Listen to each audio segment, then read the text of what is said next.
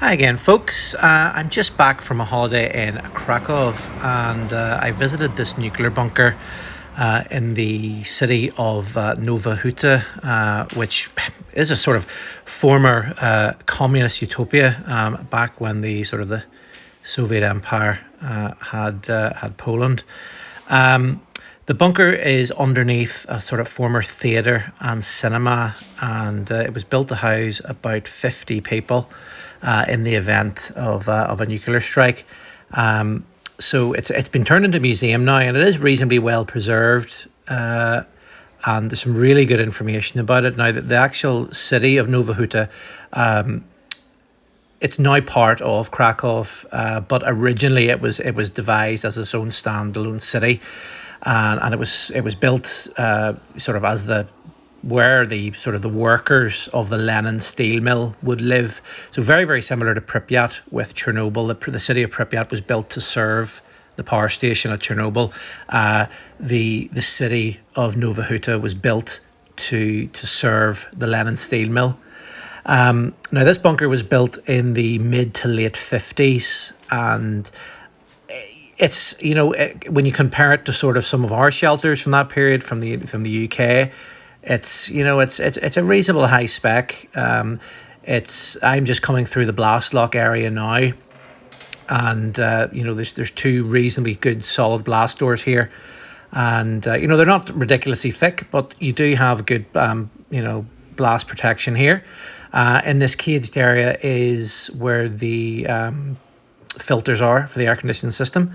At the time, I didn't actually know it. There's a little doorway I'm just about to look through. That's one of the filters. This little doorway, I didn't know what that was at the time. It's actually the escape shaft, and there's a tunnel which leads from this bunker to another bunker in the city, and that's how you would actually escape if you weren't able to get out via the two, entrance and exits. And at one point there was 400 bunkers in Nowa Huta, which I think is incredible. They don't know exactly how many are left now, but the fact that there was that many originally built is just, it's mind-boggling to me. Coming from a UK perspective, we just didn't have anything like that for the civilian population. So you can see there's some civil defence gas masks and bits and pieces lying about. Now the bunker is quite easy to navigate, but they've sort of made it, this corridor which I'm looking to now, that's not actually part of the bunker. The people that run the museum have sort of made it look like it is, but we're actually outside the shelter. This is the main corridor where you would have come down if you were a patron in the cinema, and you would have come down this corridor, and then this door would have brought you then into the bunker. So they have it set it up with some old telephones and civil defence posters and things like that there. A lot of it is in English, which was really good, and it did give you the history of, as well as the museum above ground, history about the city, history of the steelworks, and sort of the population that lived there. And I only found out about this museum, I think it was my second last day I was there, and I had to come down and visit it. So here's some of the electrical system, and they've got a really good selection of stuff just sort of dotted about. And I saw DO8 Rontgen meter, I saw a lot of RS70 meters, and also a DP63A, which we'll see in a bit more detail in a minute. So I was actually quite surprised to see, you can see some of the RS70s there, and the colour wheel as well, the little decimeter colour wheel, which I reviewed in one of my videos last year.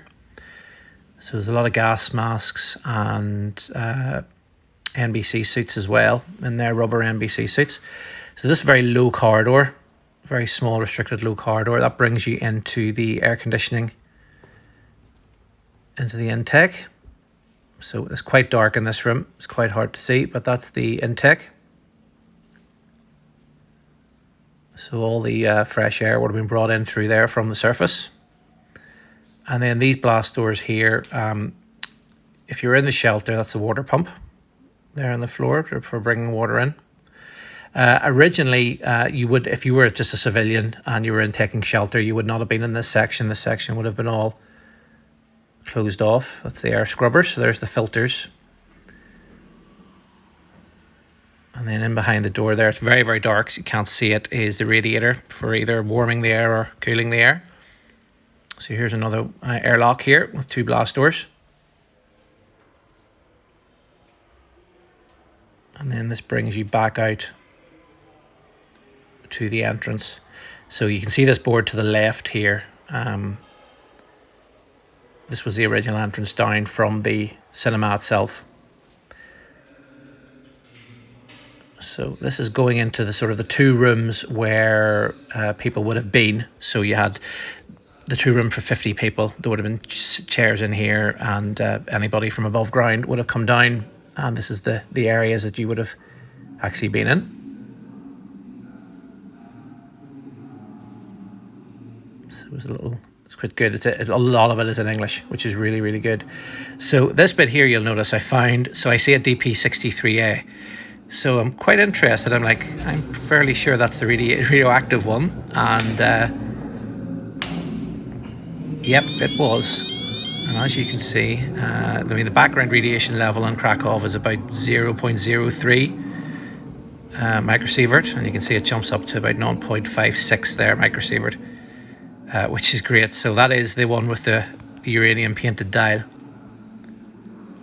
And there's a few of them knocking about. I think I counted about 4 of them dotted about the museum. But that was the sort of the closest one that I could get my little pocket Geiger counter onto. And I do bring my Geiger counter with me everywhere, because 9 times out of 10 I do visit a bunker in sort of any country I go to when I'm on holiday. So it's always quite handy just in case they have something on display. And there's the DO8 Roentgenometer.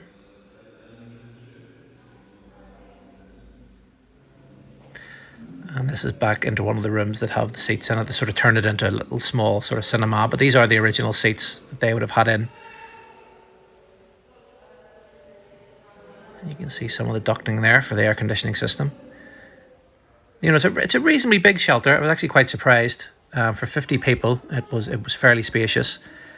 And here's one of the blast doors. So this is the blast door that was leading you out of the shelter. So with that door closed, then you are now inside the shelter, and the other side of the door was the outside of the shelter. And they all have little spy holes in them, so you can look through to see who's outside. And then they have a little rubber gas seal here, which it's been painted so many times, it's rock solid. But that is the original rubber gas seal.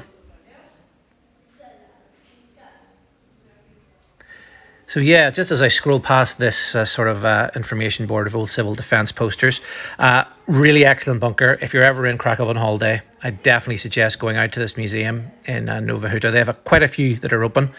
But yeah, I'm really, really glad I went. And I went on a Wednesday and it was completely free, which was even better.